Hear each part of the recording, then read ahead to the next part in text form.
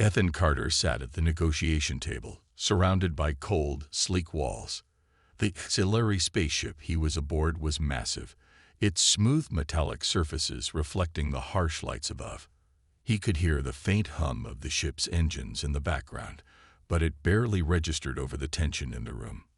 The auxiliary weren't like other species Ethan had encountered during his career as a diplomat. They were advanced, logical to the point of being cold, and deeply distrustful of humans. Their empire had been a mystery to Earth for centuries, and now, as tensions between their two worlds grew, Ethan had been chosen to represent humanity in a delicate peace negotiation. Across from him sat Commander Vena, the auxiliary leader of the negotiation. She was everything Ethan had expected. Tall, imposing, with sharp features and eyes that seemed to scan everything in the room with a calculating gaze. Her uniform, a dark, structured suit, fit her perfectly, emphasizing her strength and control. There was no warmth in her expression, only a stoic, almost robotic precision. Yet, as the meeting dragged on, something strange began to happen. Vena's usual sharp demeanor faltered. Her eyes, which had once seemed to pierce through Ethan, now lingered on him a little longer than necessary. At first, he thought it was his imagination. But as the conversation progressed, he caught her glancing at him in ways that felt almost distracted. It was subtle, but noticeable. Ethan's mind raced. Was she feeling something? Was it possible that the stoic auxiliary commander could actually be affected by the presence of a human? It wasn't unheard of for other species to show some curiosity or interest in humans, but not like this. The auxiliary were too disciplined, too detached. The meeting went on for hours, but Ethan couldn't shake the feeling that something was off. Vena's usual sharpness had dulled, and though she didn't show it, there was something in the way she moved that suggested internal conflict. Her hand, which had been steady on the table earlier, now twitched slightly whenever it brushed against the surface. Her eyes darted to the screen, then back to him, and when their gazes locked, there was a brief moment of hesitation. Finally, the meeting ended, and Ethan stood to leave, his mind still racing. As he turned toward the door, he heard Vena's voice, a soft but firm whisper that seemed to catch him off guard. "Do you know why I can't resist you, human?" Ethan froze in place, his heart skipping a beat. The words hit him like a punch to the gut. His first instinct was to dismiss it as a mistake or some kind of odd cultural misstep. But the intensity of Vena's tone, the look in her eyes, told him otherwise. She wasn't playing games. There was something deeper here. He turned slowly to face her, his mind struggling to make sense of the situation. Vena had always been a picture of control, but now, in this moment, she seemed vulnerable. No, that couldn't be right. The auxiliary didn't experience vulnerability.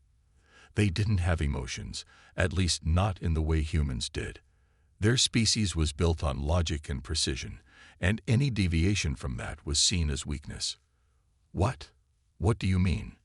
Ethan asked, his voice quieter than he intended. He had expected a straightforward conversation about terms, trade routes, and security. He never imagined it would take this turn. Vena's eyes flickered, and she seemed to gather herself for a moment. When she spoke again, her voice was softer, almost regretful. "You don't understand, human." She paused, her gaze shifting as though she were looking inward, processing something she had never meant to feel. "You shouldn't be able to affect me. Auxiliary are designed to be logical, to have no distractions. But whenever you're near me, I feel something. Something I can't control." Ethan's mind spun. He had heard rumors, of course. There were whispers that some species had an instinctive reaction to humans, something about their emotional range, their unpredictability. But this was different. He had heard nothing about the auxiliary being affected in such a way.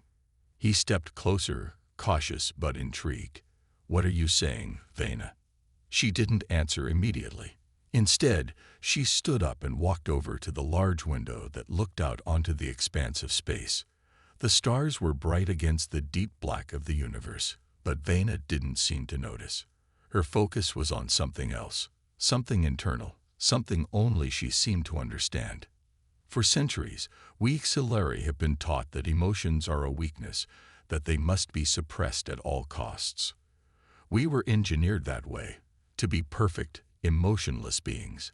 But when I look at you, human, I feel something I can't ignore. Her voice was barely above a whisper now, but the weight of her words hung in the air. It doesn't make sense. I shouldn't feel this way. But I do. Ethan took a step back, trying to process what he was hearing. He wasn't sure if this was a trick, or if Vena was truly conflicted. Either way, it was clear that she was struggling with something. Something far more complicated than a simple diplomatic negotiation. For the first time since he boarded the Xilari ship, Ethan realized that the path ahead wasn't going to be as straightforward as he'd hoped. There were forces at play here, forces he couldn't even begin to understand. But one thing was certain. The future of human-Xilari relations was no longer just about politics. There was something personal here, something that would shape the course of history in ways no one could predict. As he turned to leave, Vena's words echoed in his mind. "Do you know why I can't resist you, human?" And for the first time, Ethan wondered if he would ever truly understand the answer. The silence between Ethan and Vena hung heavy in the air as he made his way back to his quarters on the Xilari ship. He couldn't stop thinking about her words. "Do you know why I can't resist you, human?" What did she mean by that? He had never imagined the cold, logical Xilari would be capable of such emotions. After all, their empire was built on control and order, with no room for feelings. But Vena's confession didn't seem like a simple misstep. There was something more to it, something deeper than he could understand. Ethan lay on his bed, staring at the ceiling, his mind racing. He had seen this kind of thing before. Different species reacting to humans in ways that defied their logic. But the Xilari were different. They didn't feel. At least, that's what he had been told. The next morning, he couldn't shake the feeling that he needed answers. He had to know what was going on with Vena, and why she was so affected by him. So he made a decision. He would confront her again. But this time, he needed to understand more than just the surface level of her strange attraction. Ethan waited for the right moment. As he stepped into the central meeting room, he noticed Vena sitting at a console, her back turned to him. She seemed lost in thought, her usually perfect posture a bit slouched. This was a side of her Ethan had never seen before. It was almost as if she wasn't the commanding officer of the Xilari fleet anymore, just a woman dealing with something she couldn't control. "Commander Vena," Ethan began cautiously, stepping closer to her. She didn't turn at first, but he could see her body stiffen when she heard his voice. Slowly, she turned around to face him, her eyes betraying a hint of confusion, mixed with something he couldn't quite read. "Ethan," she said, her voice colder than before, but there was still a softness to it. "You shouldn't be here.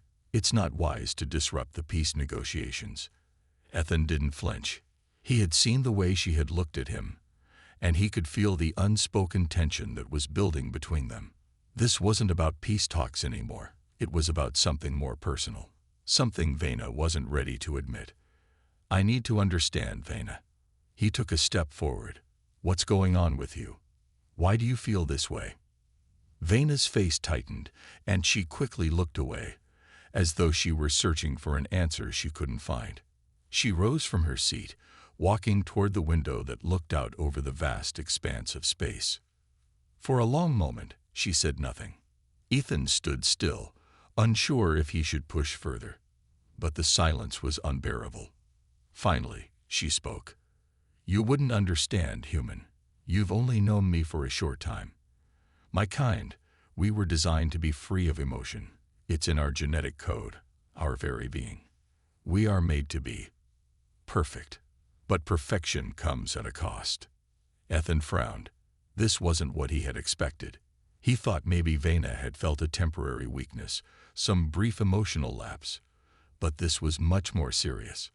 She was telling him that the Xilari were genetically engineered for this purpose, to eliminate emotions entirely. That wasn't just a cultural difference. It was something built into their very DNA. "What do you mean by perfect?" he asked, his voice gentle but curious. Vena glanced at him, her eyes narrowing as though she were measuring him, deciding how much to reveal. Finally, she sighed deeply. "Thousands of years ago, my ancestors were part of a different race, a race that had emotions, a race that felt deeply. But they were unstable, prone to violence, chaos. In our search for power, we changed. We stripped away emotions. We became a new kind of being, pure, logical, rational, the HFY. But I never understood why we did it until now." Ethan's mind swirled with questions. He had never heard of such a history, a race that had once been emotional, that had then abandoned those very feelings. It sounded like something out of a legend, not a scientific history. "But why did I affect you?" Ethan asked, stepping closer. "If emotions are gone, how could I make you feel anything?" Vena didn't answer immediately. She seemed to struggle with the question, as if it was something she had never allowed herself to think about. Finally, she spoke, her voice softer now. "I don't know." Her tone was filled with frustration. "I'm not supposed to feel this. I've been trained my whole life to resist it. But when I see you, when you speak to me, I can't help it. I feel drawn to you. The memories of emotions, the ones we were supposed to forget, they come rushing back. It's like a part of me that I've never known, and it scares me." Ethan watched her carefully, trying to understand. He had heard stories of ancient races and forgotten histories, but this was something far more personal. Vena wasn't just an alien species trying to maintain control. She was a person struggling with a part of herself that had been buried for so long. "What happens now?" Ethan asked, his voice quieter. He could feel the tension in the air, thick and uncomfortable. Vena turned to face him, her expression hardening again, as though she was putting up her walls once more. "Nothing. We move forward. The negotiations continue. We suppress what cannot be, and we move on." Her words felt final, but there was a flicker of doubt in her eyes. She was torn, caught between two sides of herself. The commander who had been trained to control everything, and the woman who couldn't ignore the stirrings of something deeper. Ethan knew he couldn't change her mind in that moment, but he also knew that things had changed. They had only just begun to scratch the surface of something much bigger, something that could either bring the HFY closer to humanity or tear them apart. As he left the room, he couldn't help but wonder, what would happen if Vena embraced what she was feeling? Could it lead to something more, or would it destroy everything? Ethan couldn't stop thinking about his conversation with Vena. The look in her eyes, the conflict, the confusion, stayed with him long after he left the meeting room. He had come to the HFY ship as a diplomat, to make peace between two very different species. But now things had become far more complicated. Vena's admission that she felt something, a human emotion, was unsettling. It wasn't just surprising, it was dangerous. If the High Council of the HFY found out that their most respected commander was experiencing emotions, there could be serious consequences. The HFY had no room for weakness, and emotions were seen as exactly that, a weakness. The next morning, Ethan was called to another meeting. This time, it wasn't with Vena. It was with the High Council of the HFY, the very beings who had designed their race to be free of feelings. Ethan walked into the vast, cold chamber, where the council members sat in a perfect line, their faces unreadable, their eyes sharp and intense. He could feel the weight of their gaze as he approached. Ethan Carter, the chief counselor, Karen, said in a deep, booming voice, "We have been informed of your interactions with Commander Vena." Ethan tensed, but he forced himself to remain calm. He had expected something like this. The HFY were never ones to leave things to chance. "What about them?" he asked, keeping his voice steady. "We know what you've done." Karen's voice was cold, cutting through the air like a blade. "Commander Vena's behavior is unacceptable." She has broken protocol and allowed emotions to affect her decisions. This cannot go on. Ethan's stomach tightened. He had a feeling this was coming, but hearing it aloud made it feel real. Vena didn't break any rules. She's just struggling with something she doesn't understand. Karen's eyes flashed with irritation. This is not a matter of struggle, human. This is a matter of control. If the commander is allowing such distractions, she is no longer fit for her position. We will take care of this. Ethan felt a surge of anger. He didn't know exactly what was going on between him and Vena, but he couldn't let them discard her like this. You can't just erase her feelings. Karen's expression remained unchanged, but his voice dropped, becoming even more threatening. You do not understand, human. Emotions are a virus. They spread and weaken us. It is our duty to stop them before they destroy everything we've worked for. If Vena cannot be controlled, she will be decommissioned. The word hit Ethan like a punch. Decommissioned. What does that mean? Karen leaned forward slightly, his gaze now colder than ever. It means she will be removed from her position. Her memories will be erased. She will be reset. We do not tolerate weakness in our ranks. Ethan's mind raced. Erased. Reset. He couldn't believe it. Vena had admitted to feeling emotions, but she wasn't weak. She was strong. Stronger than most people Ethan had met. If they erased her memories, it would be like erasing a part of her, something vital, something that was real. You can't do that. Ethan's voice grew more desperate, his fists clenching. She's not just some machine to be wiped away. You don't understand what it means to feel, to be human. You can't just take that from her.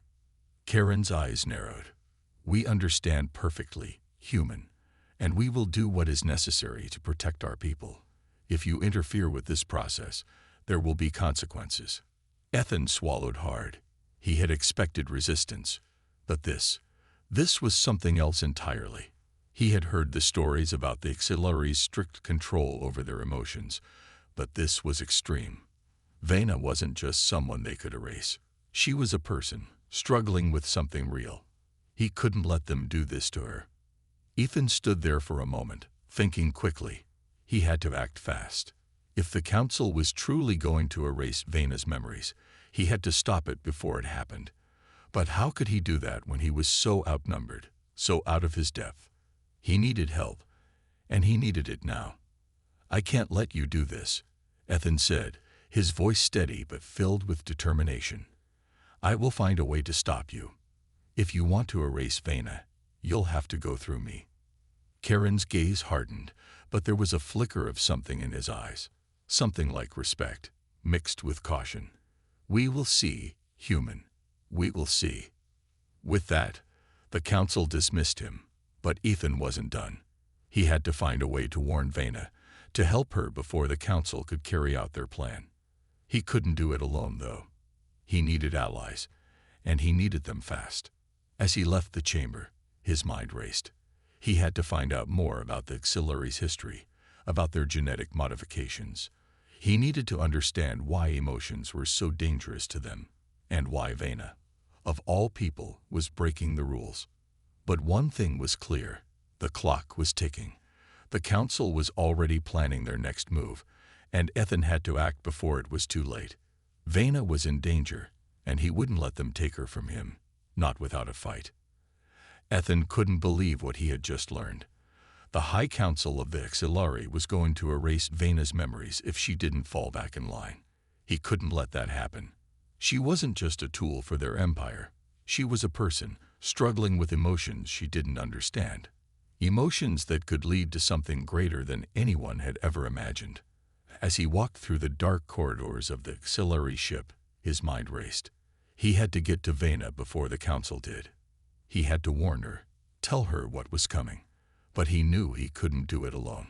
The auxiliary were too powerful, too organized. He needed allies, and he needed them fast. Ethan's first thought was of the auxiliary resistance, a secret group of rebels who fought against the council's oppressive rule. They were rumored to be scattered across the galaxy, but no one knew where their headquarters were. It was a long shot, but it was the only shot he had.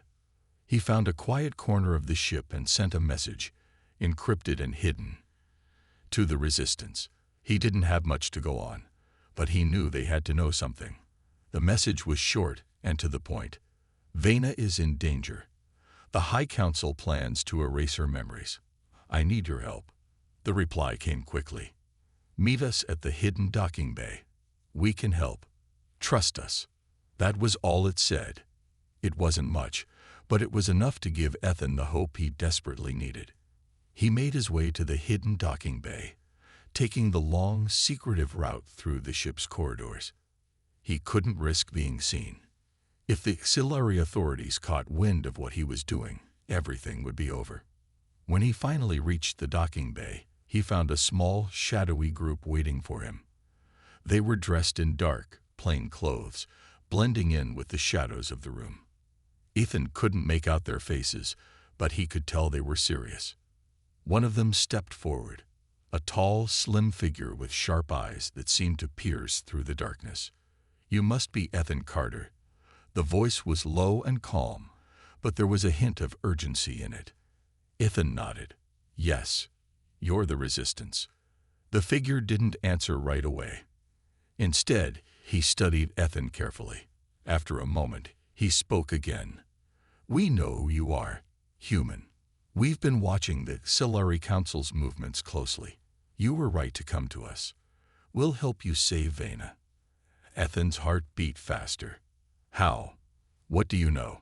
The Resistance member nodded toward a door in the back of the room. Come. We have a plan, but it will require all of us working together. Ethan followed the group into a small, hidden room. Inside, there were several auxiliary-looking machines, their designs sleek and futuristic, but they had been altered, modified by the Resistance to serve their cause. A large screen displayed various maps of the auxiliary ship, showing entrances, exits, and security details. The leader of the Resistance spoke again. The High Council has already begun their preparations. They'll be moving Vena to a secure facility to carry out the memory erasing procedure. If we act fast, we can intercept them before it happens. Ethan's mind raced. What do I need to do? The Resistance leader paused. You're the human. You have the advantage. Vena trusts you. You'll be able to get close to her. We'll provide you with the necessary tools, but it's up to you to get her to the safe zone. We've already arranged an escape route for both of you. Ethan nodded. The plan was clear, but it was dangerous. He wasn't sure if he could do it, but he had no choice. He couldn't let Vena go through with the erasure. Not when she was finally starting to understand what it meant to feel. I'll do it, Ethan said, his voice firm. Just tell me what I need to do. The leader handed him a small metallic device. This is a signal jammer. It will block the auxiliary's communications for a short time. You'll need to use it when you get close to Vena's location. It will give us time to move you both out of the ship without being detected. But you'll only have a few minutes before the Council realizes something's wrong. Ethan took the device, feeling the weight of it in his hand. He knew the stakes were high. If he failed, Vena would be lost forever. He couldn't let that happen. We'll be in position, the Resistance leader continued, but we can't do this alone. You'll need to be quick. The Council is always watching. Ethan nodded again, turning to leave. As he stepped toward the door, one of the Resistance members spoke up. Good luck, human. The future of the auxiliary, and maybe your own species, depends on what happens next. Ethan's heart pounded in his chest. He wasn't just saving one life. He was saving something far bigger, the future of the auxiliary, and perhaps even the fragile peace between their species and humanity. The task seemed impossible, but Ethan wasn't about to give up. Not now. Not when Vena's life, and their future, was on the line. He made his way back through the ship, moving faster now, determined to reach Vena before the High Council could act. He couldn't afford to fail. He wouldn't fail. When he reached the door to Vena's quarters, he paused. He took a deep breath, steadying himself. He couldn't think about the danger, the risks, or the consequences. He only thought of one thing, Vena. "I'm coming for you," he whispered to himself. With that, he pressed the door control and stepped inside, ready to face whatever came next. Ethan's heart raced as he stood in front of Vena's quarters, his hand hovering over the door control. He had come this far, but the hardest part was still ahead. He needed to convince Vena to trust him, to come with him, and to escape before the High Council could carry out their plan. It was a task filled with uncertainty, but he couldn't afford to hesitate. Taking a deep breath, Ethan pressed the door control. The door slid open with a soft hiss, and there she was, Commander Vena, standing by the window, gazing out into the vastness of space. She didn't turn at first, but Ethan could see the tension in her posture, the way her shoulders were stiff, like she was waiting for something to happen. "Vena," Ethan said softly, stepping into the room. Vena turned quickly, her eyes locking onto his. There was a moment of silence between them before she spoke. "Ethan, what are you doing here? You should be with the Resistance." Ethan hesitated, searching for the right words. "I'm not here to join the Resistance. I'm here because you're in danger." Her brow furrowed in confusion. "What do you mean?" "The Council has already decided what needs to be done. There is no danger." Ethan's pulse quickened. He had to act fast. He stepped closer to her, lowering his voice. "The Council doesn't care about you, Vena. They plan to erase your memories. They want to reset you, take away who you are." Vena's eyes widened in shock, and for the first time, Ethan saw a flicker of fear in her gaze. "What? That's impossible. The Council wouldn't do that." "They will," Ethan said urgently. "I've seen it. They've already made the decision. They don't care about your feelings. They want you to be their perfect soldier, without emotions, without weaknesses. But you're not a machine, Vena. You're a person, and they can't take that away from you." Vena took a step back, her face clouded with confusion and anger. "I've always known my emotions were a weakness. I've trained my whole life to suppress them. That's the only way we, the HFY, can be strong." Ethan shook his head. "No, Vena. That's not strength. Strength is being who you really are, even when it's hard. You don't have to lose yourself just because they say you should. You can fight back. You can choose your own path." Her eyes were fixed on him now, studying him like she was seeing him for the first time. The walls she had built around herself, the cold, logical mask she had worn for so long, seemed to crack just a little. "But I don't know how to do that. I don't know who I am without the HFY's teachings." Ethan took another step closer. "You're more than their teachings, Vena. You're more than what they've trained you to be. You're human, just like me. You can feel. And that makes you stronger than they'll ever understand." For a moment, Vena said nothing. She just stood there, her gaze fixed on the floor, lost in thought. Ethan could see the conflict in her eyes. She wanted to believe him, but everything she had known, everything she had been taught, was telling her that emotions were a weakness, that they would only destroy her. "I don't know if I can do this," she whispered, her voice barely audible. Ethan stepped forward, placing a hand on her arm. "You don't have to do it alone. I'm here, and I won't let them take you from me. We can fight this together." Vena looked up at him, her expression unreadable. For a moment, Ethan thought she might push him away, but instead, she nodded slowly. "Okay, I'll come with you, but we need to be quick. The Council will already be looking for us." Ethan's heart skipped a beat. She was going to trust him. He couldn't believe it, but now wasn't the time to question it. "We need to go now. The Resistance is waiting." Without another word, they moved quickly through the corridors, staying in the shadows as much as possible. The ship's security systems were sophisticated, but the Resistance had already disabled most of them. Still, the risk of being caught was high. Every step they took could lead to a trap. As they neared the docking bay, Vena's expression changed again. "What happens now?" she asked, her voice steady but filled with uncertainty. Ethan gave her a reassuring look. "We get to safety, And then we figure out how to stop the council. We don't have to go back to the way things were. We can make our own future." Vena nodded, though her face was still filled with doubt.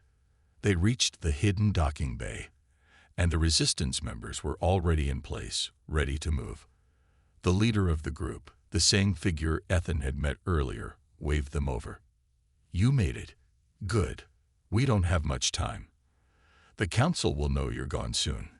We have a shuttle ready. Follow me." Ethan and Vena quickly joined the group, and they made their way to the shuttle. As they boarded, Vena hesitated for a moment, looking back at the auxiliary ship.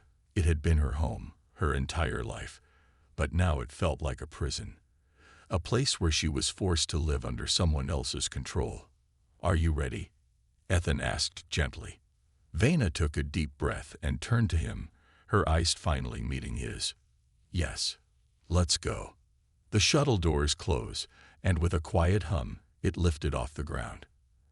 As they drifted away from the auxiliary ship, Vena looked out the window. For the first time in her life, she was free. She wasn't bound by the expectations of her people. She could choose her own path. And with Ethan by her side, maybe, just maybe, she could finally learn what it meant to be truly alive. The shuttle moved silently through space, its engines barely making a sound as it left the auxiliary ship behind. The stars ahead were a blur of light, distant and cold. For a moment, Ethan and Vena sat in silence, both lost in their own thoughts. It felt like they had just escaped from a nightmare. But the reality of their situation was far from over. The council wouldn't let them go easily. They were too important, and Vena's actions had already made her a target. "How long do you think we have before they realize we're gone?" Vena asked, her voice steady but with a hint of concern. Ethan glanced at the console in front of him. "I'm guessing not long. We've got a head start, but the auxiliary ships are fast.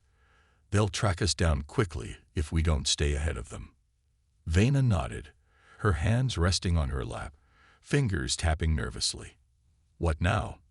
What's the plan?" Ethan leaned back in his seat, thinking. The resistance had helped them escape, but now they were on their own. The council's reach was vast, and they had a whole fleet at their disposal. There was no doubt they would be coming for them. He couldn't let Vena down. He couldn't let her be erased, not after everything they'd been through together. "We need to find a safe place," Ethan said, his mind working quickly. "A place where the auxiliary can't find us. The resistance has bases, but they're all deep in neutral space. It'll take us a while to get there." Vena looked out the window, her gaze distant. Neutral space, where no one can control us. She paused, as if considering something. "And what if the auxiliary catch up with us before we get there?" "We'll fight. We don't have many options, but we can try to outsmart them." Ethan's voice was firm, though he knew how dangerous this was. They were up against the most advanced fleet in the galaxy, but he had to stay positive. He had to believe they could make it. Suddenly, a flashing light on the console grabbed Ethan's attention. The sensors were picking up something in the distance. Another ship. The auxiliary must have already realized they were gone. "Vena," Ethan said urgently. "We've got company. They're closing in fast." Vena's expression hardened. "How fast?" "Too fast. They'll be on us in less than an hour." Without wasting a second, Ethan adjusted the controls, pushing the shuttle into a higher speed. The ship groaned in protest, but it responded. The stars outside stretched into lines as they shot through the blackness of space. But Ethan knew it wouldn't be enough. The auxiliary were faster, more advanced. "Can we outrun them?" Vena asked, gripping the seat. Ethan shook his head. "Not unless we make some serious maneuvers. We need to lose them in an asteroid field or something. Somewhere they can't follow us easily." Vena nodded. "I know of a nearby field. It's dangerous, but it might work." Ethan's eyes flicked to her. "Lead the way." Vena tapped a few buttons on the shuttle's console, bringing up a map of nearby space. She zoomed in on a small, cluttered section of the star system, a dense asteroid field. The rocks were large and scattered, making it almost impossible to navigate without hitting something. It was a dangerous place, but it was their only chance. "We're going in," Vena said with determination. "Hang on." The shuttle veered sharply to the left, plunging into the dark, rocky expanse. The ship shook as it dodged and weaved through the massive asteroids, their surfaces glowing faintly in the distant starlight. Ethan gripped the seat tightly, his heart pounding as the shuttle narrowly avoided colliding with a large asteroid. Behind them, the auxiliary ship wasn't far behind. Ethan could see its silhouette in the distance, too large and too powerful to be outrun. But he could also see the advantage they had in the asteroid field. The larger ship wouldn't be able to navigate the rocks as easily. They might have a chance.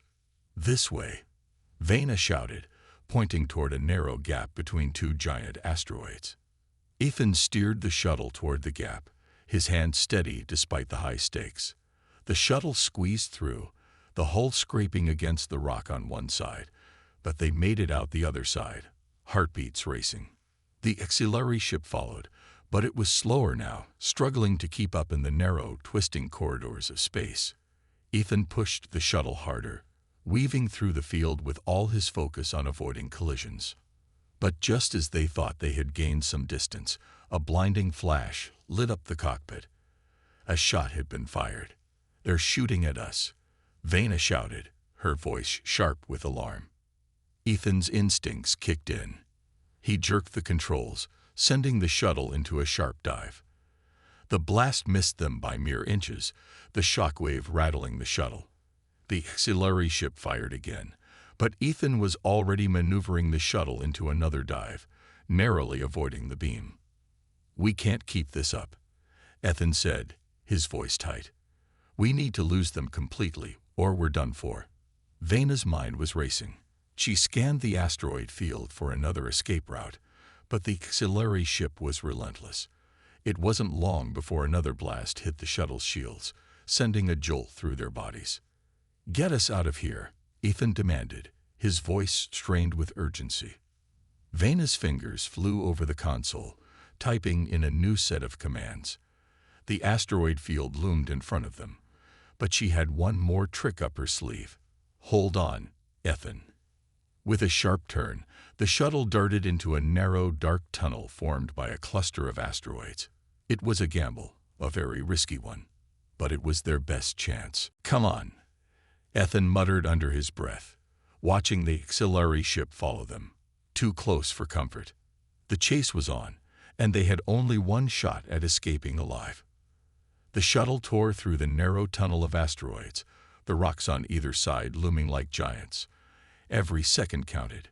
Ethan's hands were tight on the controls, his eyes darting between the path ahead and the blinking warnings on the console. The auxiliary ship was right behind them, and the blasts it fired were getting closer, more accurate with every shot. "They're not giving up," Vena said, her voice tense but focused. "We have to outsmart them." Ethan gritted his teeth, his mind racing. "I'm trying, but they're faster than us. We won't last long like this." The auxiliary ship's weapons fired again, grazing the shuttle's shields. The whole ship shook, and the display flickered. Ethan's heart pounded in his chest. They had to make a choice. They couldn't keep running forever. "What's the plan?" Vena asked, turning to him, her face determined but filled with the same fear that gripped him. Ethan looked at the readings on the console. The shuttle's shields were weakening, and the energy reserves were low. They didn't have much time left before they were defenseless. His gaze swept across the asteroid field. There had to be a way out. They couldn't afford to be caught. Not now. Suddenly, an idea struck him. It was risky, maybe even crazy, but it was their only chance. "Vena, I need you to trust me." Ethan's voice was steady, though his mind was still racing. Vena nodded, but the doubt in her eyes didn't disappear. "What are you planning?" "I'm going to lure them into the center of the asteroid field. It's a dense cluster of rocks. I'll use the shuttle's engines to make sharp turns and get them to follow us in. The auxiliary ship won't be able to keep up, and they'll be forced to disengage. Vena's expression tightened. That sounds like a suicide mission. It's the only chance we got, Ethan said, locking eyes with her. We've got no other options. There was a long pause. Vena was silent for a moment, clearly thinking through the consequences. Finally, she nodded, her voice firm. I'll help. I'll give you the backup you need. Ethan didn't waste another second. He took a deep breath and pushed the shuttle's engines to full power. The ship shot forward, diving deeper into the asteroid field. The auxiliary ship followed, just a few seconds behind, eager to finish what they had started. They moved faster now, dodging asteroids as they came, but Ethan knew the danger was only growing. The asteroid field was a deadly maze, but it also offered them a chance. If they could make the auxiliary ship chase them into the heart of the field, they might just be able to lose them for good. Ethan pulled the shuttle into a sharp right turn, narrowly missing a massive asteroid. The auxiliary ship followed, but it was slower now, its larger size making it harder to navigate the tight corners. Ethan grinned, even as sweat beaded on his forehead. He was pulling it off. They were gaining ground, but the real test was just ahead. Get ready, Vena, he called out. Vena's fingers were already flying over the console, tapping in commands to engage the shuttle's secondary systems. The auxiliary ship was gaining again, its weapons charging up for another shot. Ethan pushed the throttle forward, making a series of unpredictable turns. He had to get the auxiliary ship to follow him into the most dangerous part of the asteroid field, where the rocks were smaller and more densely packed. And then, just as the auxiliary ship was about to fire another blast, Ethan cut the shuttle's engines completely. The ship drifted silently into a narrow gap between two enormous asteroids, the auxiliary ship following right behind. For a split second, there was silence. Then came the loud crack of metal against rock. The auxiliary ship had misjudged the distance and slammed into one of the larger asteroids. The collision sent a shockwave through the field, and debris began to scatter in all directions. The auxiliary ship had been caught.